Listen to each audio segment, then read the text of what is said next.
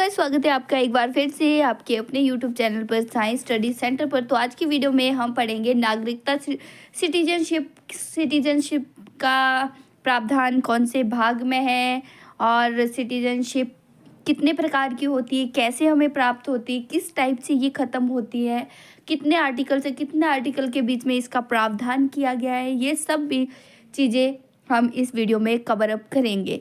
ठीक है, दूसरे देश में जाने के लिए हमें किस चीज़ की ज़रूरत होती है, कितने साल हमें किस देश में रहना होता है, कितने साल बाद हमें नागरिकता मिलेगी, ये सारी क्वेश्चन का आंसर आपको इसी वीडियो में मिल जाएगा। तो भाग 2 में हमारे पास है सिटीजनशिप। यहाँ पे भाग 2 है।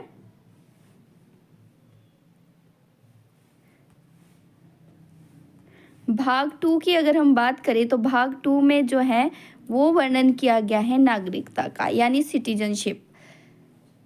हम भारत के नागरिक हैं, ये कहते हैं हम लोग कि हम भारत के नागरिक हैं, और नागरिक होने के नाते हमें बहुत सारी यहाँ पे प्रावधान मिल जाते हैं, जैसे फंडामेंटल राइट है, हमारे पास आधार कार्ड होता है, हमारे पास पैन कार्ड होता है, ये हमारी नागरिकता की निशानी है।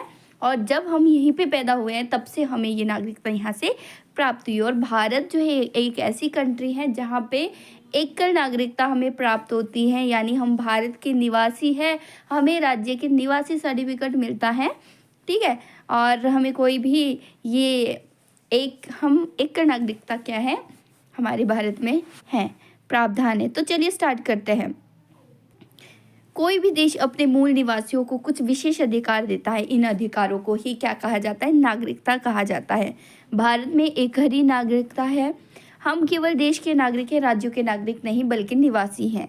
भारत में नागरिकता ब्रिटेन से ली गई है, तो ये वाला बहुत इंपॉर्टेंट कंसेप्ट है। ये जो है एज ए स्रोत जो है हमने नागरिकता कहाँ से अडॉप्ट की है, तो ये हमने ब्रिटेन से ली है। ठीक है, आगे हम बात करें नागरिकता का पहला विवरण अरस्तु ने दिया है।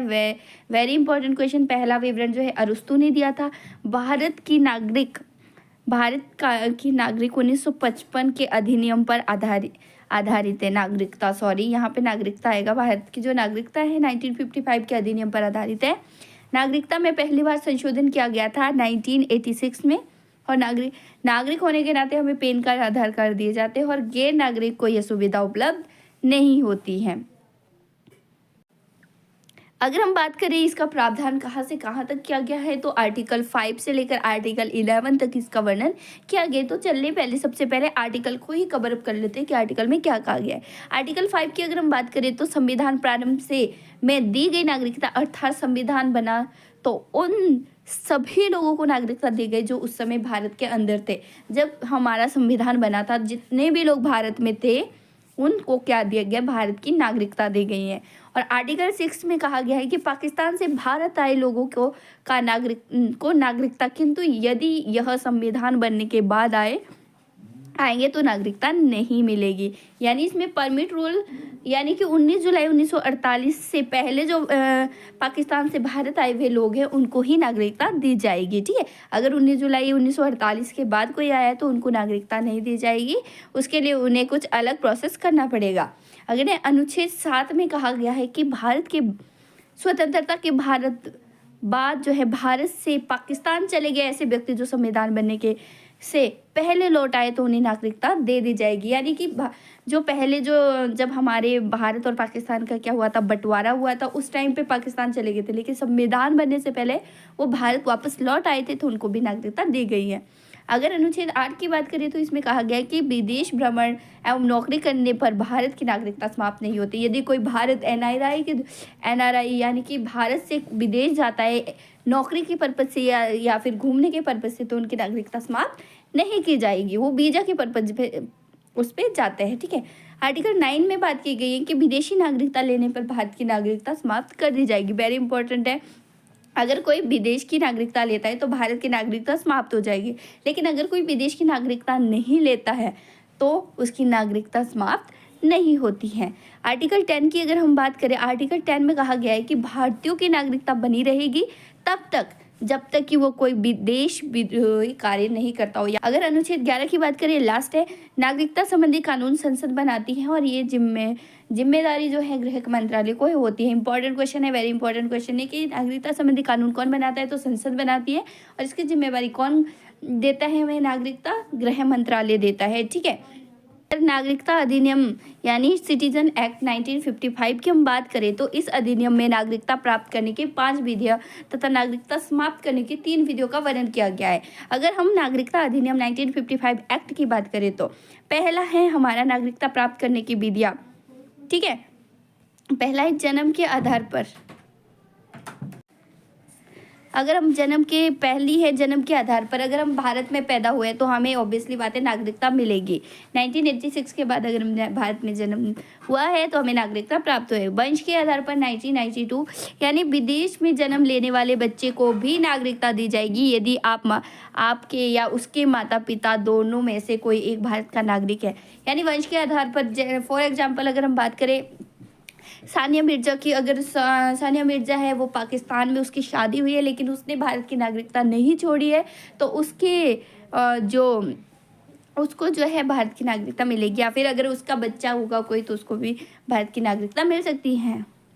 अगर हम बात करें पंजीकरण की तो पंजीकरण रजिस्ट्रेशन के आधार पर भी हमें क्या है नागरिकता यानी सिटीजनशिप मिल सकता है। इस विधि द्वारा नागरिकता प्राप्त करने के लिए व्यक्ति को 7 साल लगातार भारत में रहना होगा और इस विधि द्वारा राष्ट्रमंडल देशों को नागरिकता दी जाती है। राष्ट्रमंडल देशों को नागरिकता दी जाती है, उन्हें क्या है भारत में सबसे मिनिमम जो है 7 ईयर रहना होगा।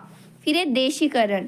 ठीक है, यानी नेचुरल तरीके से, यानी वैसा व्यक्ति जो भारत में के कम से कम एक भाषा को जानता हो। ठीक है, कम से कम एक भाषा को जानता हो, भारत के प्रति सकारात्मक सोच रखता हो, वैज्ञानिक या कला में निपुण हो, साथ ही लगातार 12 साल तक भारत में रह चुका हो, उसे देशीकरण विधि द्वारा नागरिकता दी जाती है।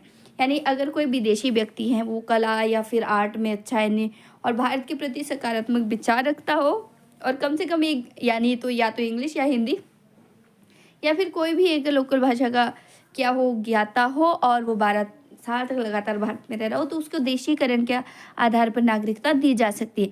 अब आती है हमारी अर्जित भूमि, या फिर अगर हम इसको बात करें तो अर्जित भूमि ही है किसी विदेशी राज्य को भारत में मिला लेने पर वहाँ के लोगों को नागरिकता दे दी जाएगी। फॉर एग्जांपल सिक्किम की अगर हम बात करें तो सिक्किम को भारत में विलय होने के बाद वहाँ के जो निवासी थे उनको भारत की नागरिकता दी गई थी। बांग्लादेश के परागना जिले को भी नागरिकता है। ठीक है, अगर इम्पोर्टेंट बात करें नागरिकता में पहला जो है संशोधन किया गया था 1986 में, दूसरा 1992 में और तीसरा 2005 में, चौथा 2015 में और पांचवा 2019 में संशोधन किया गया है। तो अभी तक 5 संशोधन जो है नागरिकता में किए गए हैं। ठीक है, अब हम बात करते हैं कि नागरिकता जो है कितने टाइप के लोग होते हैं। जैसे जो बाहर जाते हैं विदेशों में कमाने जाते हैं तो उनकी नागरिकता किस टाइप से बनी रहती है। पहला होता है NRI, नॉन रेजिडेंट इंडियन, यानी कि ये नागरिक जो वर्तमान में भारत में नहीं रह रहा है लेकिन वो भारत का नागरिक है, वह विदेश में 6 माह से ज़्यादा रह रहा है, पढ़ाई कर रहा है या फिर जॉब कर रहा है तो उसको NRI कहा जाता है।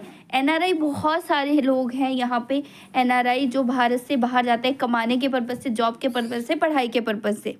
अगला है हमारे पास ओवरसीज नागरिकता। इसे 2005 में लक्ष्मीमन सिंधुई समिति, याद रखना है लक्ष्मीमन सिंधुई समिति द्वारा जोड़ा गया था। ये बड़े बड़े उद्योगपतियों को दिया जाता है जो विदेशी नागरिकता ग्रहण कर लिए है। इस नागरिकता को प्राप्त करने वाला व्यक्ति बिना वीजा के भारत में आ जा सकता है, उसका वीजा आजीवन मान्य रहेगा। यानी यहाँ के बड़े बड़े उद्योगपति है जो भारत से बाहर रह चुके हैं और विदेशी देश की जो है नागरिकता ले चुके हैं, उनको एक कार्ड मिलता है ओवरसीज नागरिकता का, यानी कि वो उनका जो वीज़ा है लाइफ टाइम के लिए क्या रहता है, अवेलेबल रहता है, वो कभी भी भारत आ जा सकते हैं। लास्ट है हमारा समाप्त किस टाइप से होती है। पहला है नागरिकता समाप्त होने की 3 शर्तें हैं। पहली, यदि कोई व्यक्ति विदेशी नागरिकता ग्रहण कर लेता है तो उसकी भारत की नागरिकता समाप्त कर दी जाएगी। पहला तो नॉर्मल है, यदि व्यक्ति भारत को नागरिकता अपनी इच्छा अनुसार छोड़ सकता है तो नागरिकता समाप्त हो सकती। सरकार उस व्यक्ति की नागरिकता रद्द करेगा जब कोई व्यक्ति संविधान में आस्था न रखे, देश विरोधी कार्य करे, पागल हो जाए, धोखे से नागरिकता ग्रहण कर ले या बिना बताए लगातार 7 वर्षों तक विदेश में रह रहा हो तो उसकी नागरिकता क्या है, स्वयं खत्म कर दी जाती है। अब हम बात करते हैं कि विदेश में जाने के लिए हमें किस चीज़ की ज़रूरत होती है या फिर दूसरे देश में जाने के लिए या फिर अपने देश से दूसरे देश में जाने के लिए किस चीज़ की ज़रूरत होती है। वीज़ा। फर्स्ट है हमारा वीज़ा। किसी दूसरे देश में जाने के लिए अनुमति की आवश्यकता होती है, इस अनुमति को ही वीज़ा कहते हैं। बिना वीज़ा हम किसी दूसरे देश में प्रवेश नहीं कर सकते। दूसरी चीज़ इंपॉर्टेंट होती है वो पता है पासपोर्ट। अपने देश को छोड़कर दूसरे देश में जाने के लिए खुद अपने देश से भी अनुमति लेनी पड़ती है, जिसे पासपोर्ट कहा जाता है। अगर हम बात करें एनपीआर, नेशनल पॉपुलेशन रजिस्टर, ठीक है, इसमें राष्ट्रीय जनसंख्या रजिस्टर इसको कहते हैं। देश के निवासियों का एक रजिस्टर है। इसे नागरिकता अधिनियम 1955 और नागरिकता अधिनियम 2003 के प्रावधानों के आधार पर स्थानीय ग्राम पंचायत, तहसील, राष्ट्रीय स्तर पर तैयार किया गया। आपके परिवार कितना है और कौन व्यक्ति कहाँ रहते हैं, इस आधार पर एनपीआर बनेंगे। इससे जनसंख्या की गणना की जाएगी और एनपीआर के बाद जनगणना का सही आंकड़ा मिलेगा। इसमें से हमें इम्पोर्टेंट पॉइंट है जो याद रखने, पहला है कि भारतीय संविधान के भाग 2 में अनुच्छेद 5 से 11 तक नागरिकता से संबंधित प्रावधानों किया गया है। भारत में संसद की नागरिकता संबंधी कानून बनाने का अधिकार, संसद को नागरिकता बनाने का अधिकार है। लोकसभा एवं राज्य विधानसभा के निर्वाचन हेतु मत देने तथा संसद एवं राज्य विधानमंडल की सदस्यता का अधिकार केवल भारतीय नागरिकों को ही है। ठीक है, नागरिकता यानी नागरिकता संशोधन अधिनियम 2015 के द्वारा पीआईओ कोडो और ओसीआई कार्ड, ओवरसीज जो मैंने आपको बताया आईएस का ही दर्जा प्राप्त है। पीआईओ कार्ड जो है उनको ओसीआई कार्ड का ही दर्जा है। भारत में जो ब्रिटेन के समान एकल नागरिकता का प्रावधान किया गया है। अमेरिका और स्विट्जरलैंड में दोहरी नागरिकता का प्रावधान किया गया है, लेकिन हमने कहा है ये जो एकल नागरिकता का प्रावधान है वो ब्रिटेन से लिया है।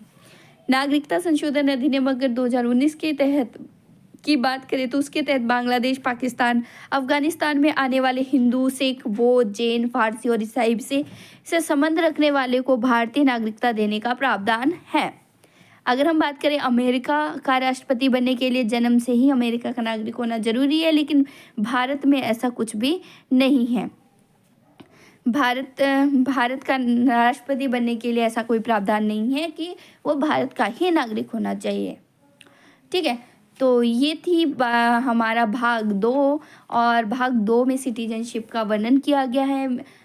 इसमें अनुच्छेद 5 से लेकर 11 तक इसका प्रावधान किया गया है। फिर हमने नागरिकता अधिनियम 1955 पढ़ा, जिसमें हमने बताया कि कितने टाइप से आप जो है नागरिकता ले सकते हैं। एक तो जन्म के हिसाब से, वंश के आधार पर, पंजीकरण के आधार पर, देशीकरण के आधार पर, और अर्जित भूमि अगर कोई आ जाती है भारत में तो उसके वहाँ के नागरिकों को क्या है, नागरिकता दी जाएगी भारत की।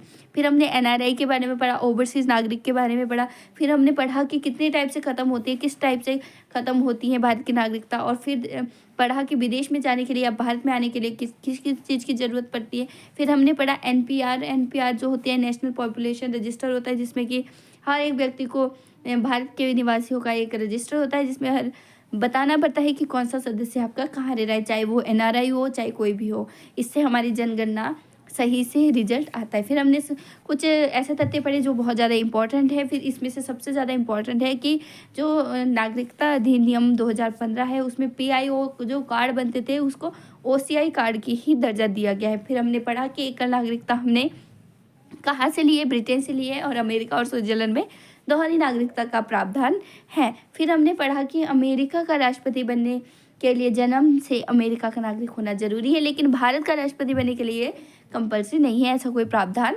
नहीं है। तो आई होप आपको आज की वीडियो यूजफुल लगी हो और आपके लिए बहुत ज़्यादा यूजफुल और इन्फॉर्मेटिव वीडियो हो। तो मिलते हैं नेक्स्ट वीडियो में, तब तक के लिए बाय बाय, टेक केयर। तो वीडियो को शेयर, लाइक एंड कमेंट करना बिल्कुल भी ना भूलें। तो मिलते हैं ऐसी नई वीडियो के साथ, तब तक के लिए बाय बाय, टेक केयर।